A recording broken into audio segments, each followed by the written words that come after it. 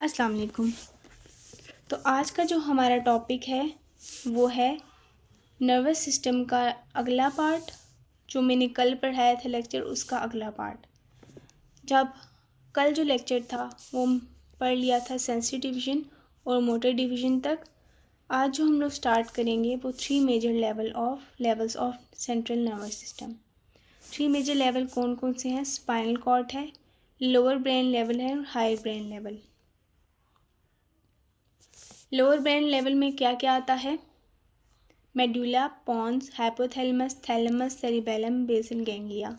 और higher brain level में सिर्फ सेरेब्रल कॉर्टेक्स आता है। सेरेब्रल कॉर्टेक्स ये है, ठीक है, सेरिबेलम, ठीक है। और बाकी ये medulla, pons, brain stem, cerebellum, ये सारे जो है इसमें आते हैं, लोअर ब्रेन के रीजन में आते हैं। और ब्रेन स्टेम से जो नीचे है वो आता है स्पाइनल कॉर्ड। अब है नर्व फाइबर्स बेसिकली एक्सॉन्स है जो कवर्ड हैं by myelin sheath and Schwann cell, ठीक है। और उनको फर्दर कवर किया है एपिन्यूरम ने, पेरिन्यूरम ने और एंडोन्यूरम ने।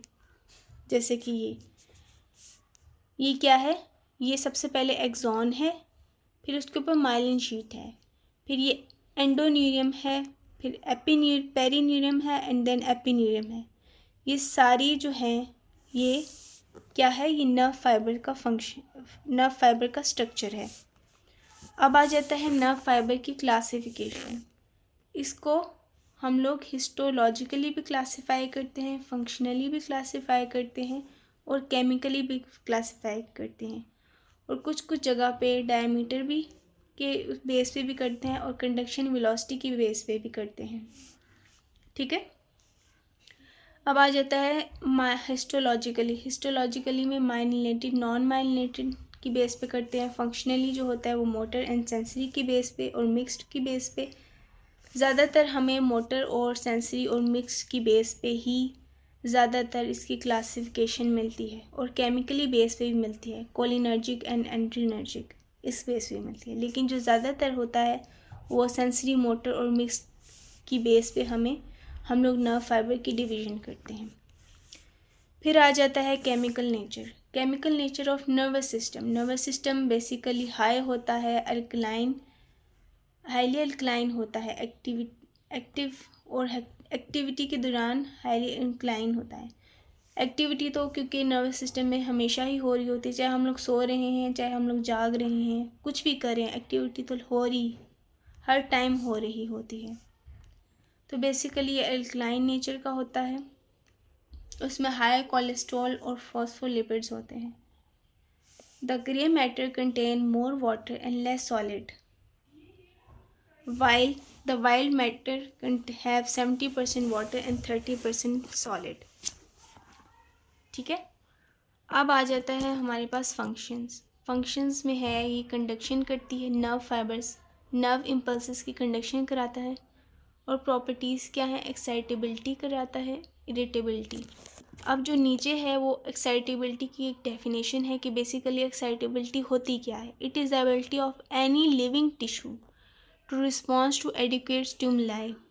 किसी भी स्टिमुलाई को एक रिस्पॉन्स करना लिविंग टिश्यू का, उसको हम लोग कहते हैं एक्साइटेबिलिटी।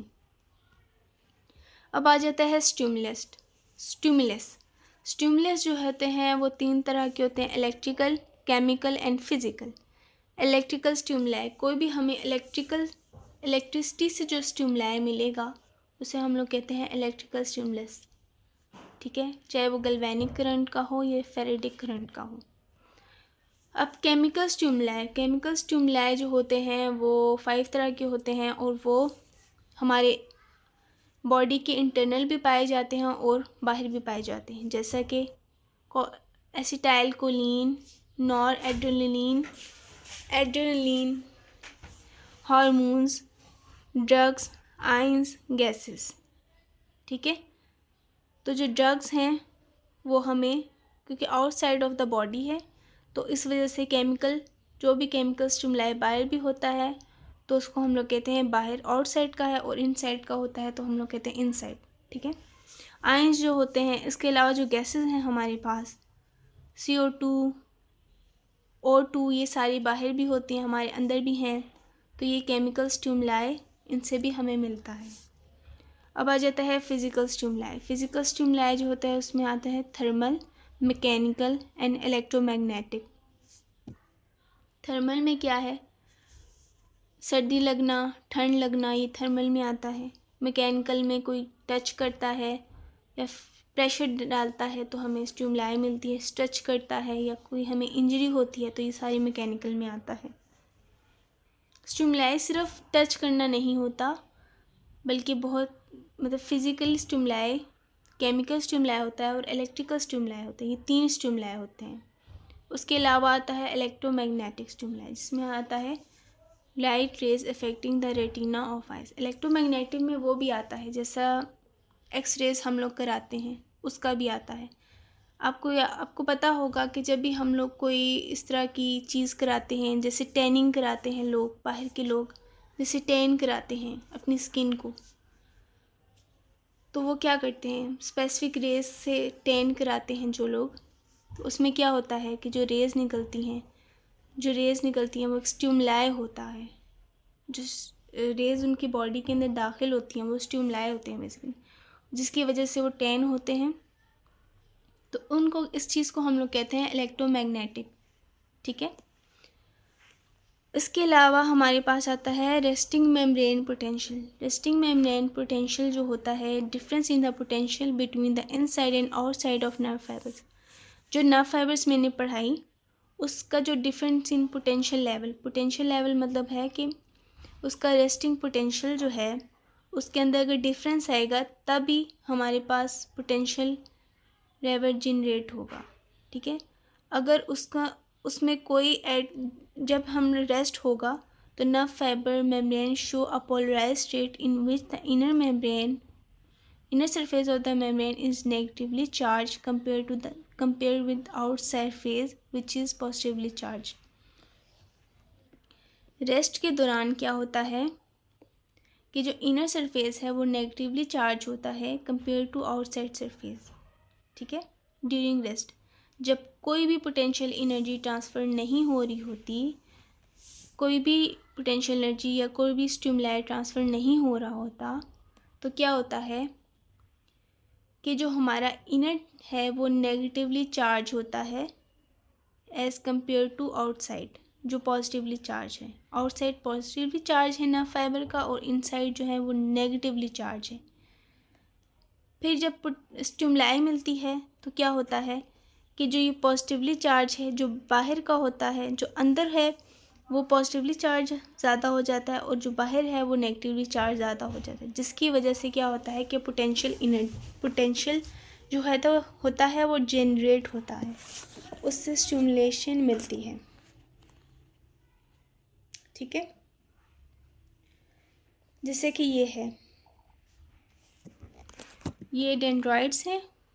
ठीक है। इनसे इम्पल्सेस आई, ये अंदर दाखिल हुई सेल बॉडी में, फिर एक्सॉन्स के थ्रू गई और ये बाहर डायरेक्ट फिर एक्सोनल रूट्स के से दूसरे न्यूरॉन्स की तरफ गई।